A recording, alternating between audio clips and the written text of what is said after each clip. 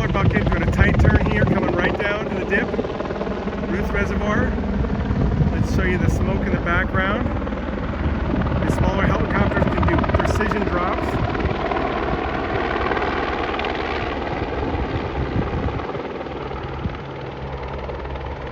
Helicopters are sized by their class, so this is going to be a Type 3 light lift, and then we have Type 2 medium lift and the Type 1 heavy lifts. Significantly different weight based on elevation and temperature and fuel load.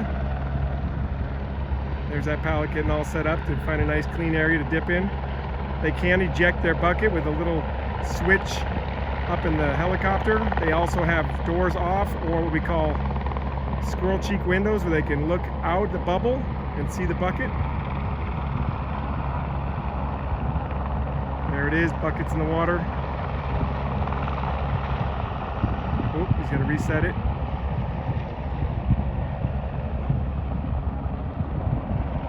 Quick little lift there.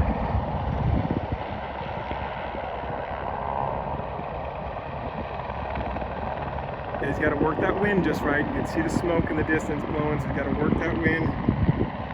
Wants to be positioned just right. Generally, pilots want to face into the wind.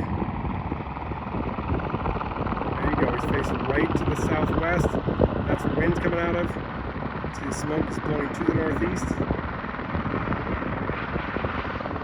Quick little dip there, making sure it's full, and then he'll head off to whatever division has called him.